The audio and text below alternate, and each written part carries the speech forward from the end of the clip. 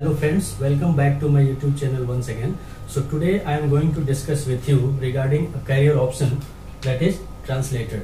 So previously I have already discussed with you regarding copy editing, लेकिन मेरा आज का फोकस रहेगा ट्रांसलेटर के ऊपर. So एक ट्रांसलेटर क्या करता है? बेसिकली ट्रांसलेटर का काम होता है ट्रांसलेशन, अनुवाद करना. तो ये कितना महत्वपूर्ण है, क्यों जरूरी है आज के टाइम के लिए? वैसे पहले से ही होता आ रहा है, बस इसका इम्पोर्टेंस कितना है ये मैं आप लोगों के साथ आज डिस्कस करूंगा. तो ट्रांसलेटर एक करियर ऑप्शन हो सकता है आप लोगों के लिए, और ये फुल टाइम भी हो सकता है और फ्रीलांसिंग भी आप कर सकते हैं.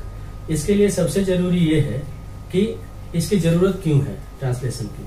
आप देखेंगे कि जो भी रिसर्च होता है या नया इंफॉर्मेशन होता है या फिर कोई रिसर्च करता है, तो उस रिसर्च को पूरा विश्व कैसे जानेगा?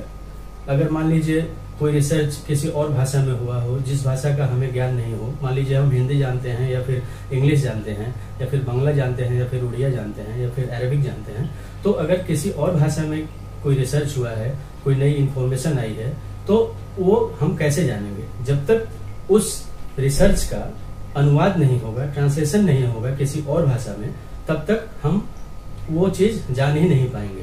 तो इस तरीके से ये ट्रांसलेशन का जो फील्ड है ये काफी इम्पोर्टेंट है, क्योंकि इसी से ही दुनिया में न्यू इंफॉर्मेशंस आती हैं और लोग जानते हैं. नॉलेज, इसकी वजह से ही लोगों को नॉलेज गेन होता है और नए नए आइडियाज जो होते हैं पूरे विश्व में वो हम जान पाते हैं.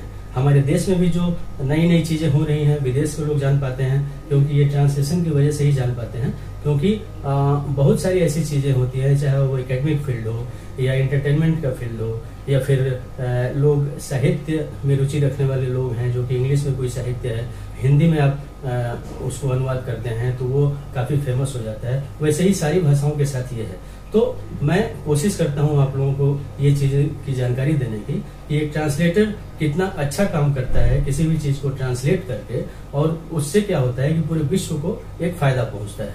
तो सबसे पहले हम देखते हैं कि फील्ड्स कौन कौन से हैं जिसमें कि ट्रांसलेशन की रिक्वायरमेंट है.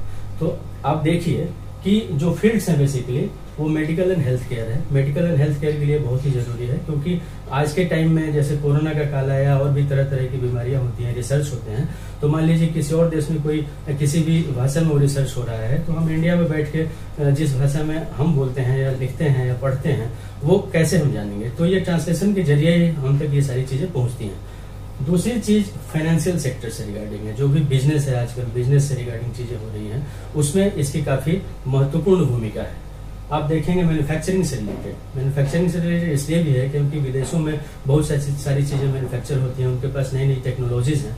उसको जानने के लिए भी जब वो रिसर्च करते हैं और नई चीजें अपनी भाषा में बनाते हैं, तो वो ट्रांसलेट होके हिंदी में या इंग्लिश में हमारे तक आती है, तो हमें भी उस चीज का नॉलेज बढ़ता है हमारा भी, और हम उस चीज को जान पाते हैं. इसी तरीके से आप ई कॉमर्स का फील्ड ले लें, इंटरटेनमेंट का ले लें, ट्रेवल एंड टूरिज्म सेक्टर ले लें, या फिर लीगल सर्विसेज का ले लें, वैसे ही एकेडमिक या साइंटिफिक रिसर्च का फील्ड ले लें, या फिर एजुकेशनल इंडस्ट्रीज या फिर ई लर्निंग का फील्ड ले लें. ये बहुत ही इंपॉर्टेंट है, जिसकी वजह से बहुत सारी जानकारियां हम तक पहुंचती हैं.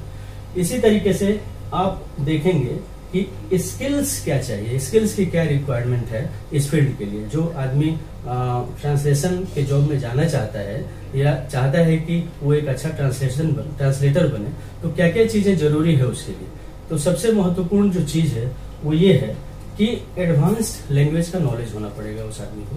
वो कोई भी भाषा जानना चाहता है या सीखना चाहता है, उसके लिए उसको एक एडवांस लेवल की ट्रेनिंग की जरूरत होगी, या उसका इंटरेस्ट उस भाषा में ऐसा होगा कि वो काफी रिसर्च करे और अपने स्किल्स को डेवलप करे. चाहे वो कोई भी भाषा हो सकती है. अगर आप बाइलिंगुअल हैं, बाइलिंगुअल का मतलब है कि द्विभाषिक हैं, दो भाषाएं जानते हैं, लिखते हैं, पढ़ते हैं या समझ पाते हैं ढंग से, तो आपके लिए ये फील्ड बहुत ही अच्छा रहेगा. दूसरी चीज है एक्सेलेंट राइटिंग स्किल्स. आपकी जो राइटिंग स्किल्स है, जो लिखने का तरीका है या लिखने की जो सोच है या प्रक्रिया है, वो काफी अच्छी होनी पड़ेगी. उसी तरीके से आपका कम्युनिकेशन स्किल्स भी काफी अच्छा होना पड़ेगा इस फील्ड को, अगर आप इस फील्ड के लिए जाते हैं तो. दूसरी बात है कि इन डेप्थ कल्चरल नॉलेज. उस जिस भी भाषा को आप चूज करते हैं, क्योंकि एक सोर्स भाषा होगी आपकी और एक टारगेट भाषा होगी। सोर्स भाषा वो होगी जिससे जो आप लिखेंगे या पढ़ेंगे या उसको दूसरी भाषा में अनुवाद करेंगे, जो टारगेट भाषा होगी आपकी। तो इस तरीके से आपका एक कल्चरल नॉलेज उस फील्ड का होना पड़ेगा। कल्चरल नॉलेज मतलब वो उस देश की क्या कल्चर है, वहाँ की सोशल सेटिंग्स क्या है, उसके बारे में भी आपको जानकारी रखनी पड़ेगी। या फिर जिस भाषा में आप अनुवाद कर रहे हैं वहाँ के भी सोशल सेटिंग्स और कल्चर के बारे में आपको अच्छी नॉलेज होनी पड़ेगी। इसी तरीके से आप देखेंगे तो साउंड रिसर्च स्किल्स की भी जरूरत होगी, क्योंकि जैसे ही आप किसी चीज का अनुवाद करेंगे तो उसमें आपको रिसर्च की जरूरत पड़ेगी।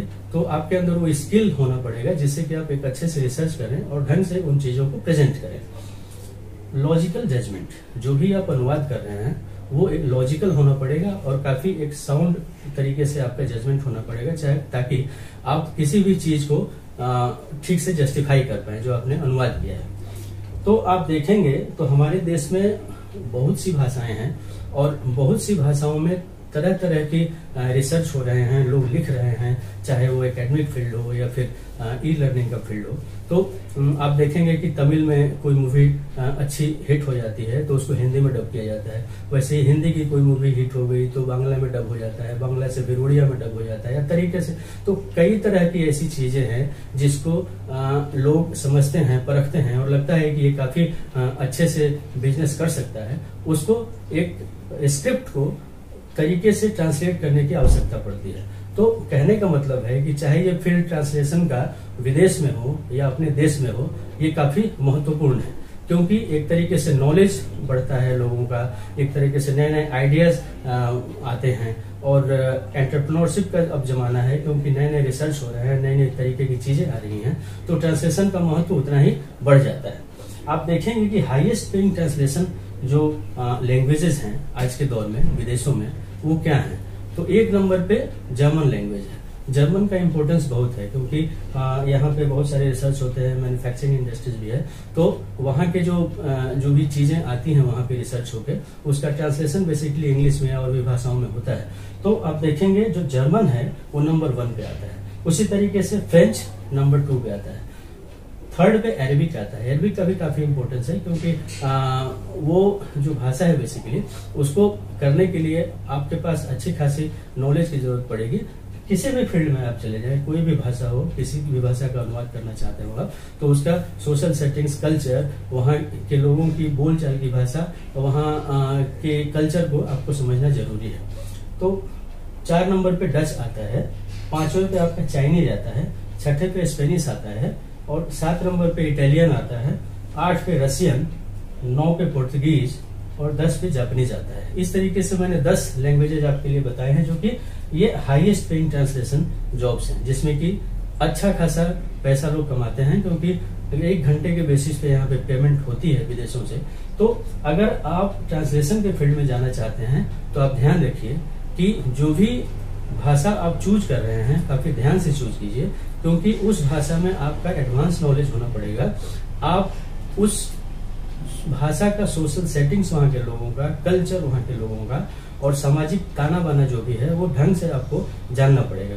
तो उसके लिए सबसे बड़ी रिक्वायरमेंट जो आपकी है वो बाइलिंगुअल होना पड़ेगा। तो बाइलिंगुअल मतलब द्विभाषिक, मैंने पहले भी बता दिया है, क्योंकि 2 भाषाओं की जानकारी आपको अच्छे से होनी पड़ेगी, चाहे लिखने में, समझने में, बोलने में या फिर कम्युनिकेट करने में। ये सारी चीजें आपको ढंग से होनी पड़ेगी। ट्रांसलेशन का मतलब ये नहीं कि आपने वर्ड टू वर्ड ट्रांसलेट कर दिया। ट्रांसलेशन का मतलब ये है कि आप भाव वहां से निकलना पड़ेगा, भावपूर्वक होना पड़ेगा। वहां पे ग्रामर की चीजें आपको ढंग से देखनी पड़ेगी, जो पंक्चुएशन है उसको भी ढंग से देखना पड़ेगा। तो इस तरीके से एक ऐसी चीज बन जाएगी आगे चल के, ताकि आप उस फील्ड में धीरे धीरे करके अब आगे बढ़ते चले जाएंगे और एक आपकी मास्टरी बन जाएगी उसमें।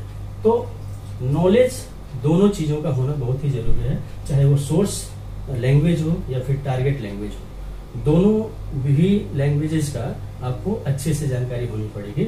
और सबसे बड़ी बात है कि वहाँ के कल्चर का, वहाँ के कस्टम का और वहाँ के सोशल सेटिंग्स का जानना आपके लिए बहुत जरूरी है। तो इस तरीके से दोस्तों, ट्रांसलेटर एक बहुत ही महत्वपूर्ण काम करता है अपने लाइफ में, जो कि नई नई चीजों को जो कि विदेश में हो रही हैं उसका प्रचार और प्रसार उसी के माध्यम से होता है।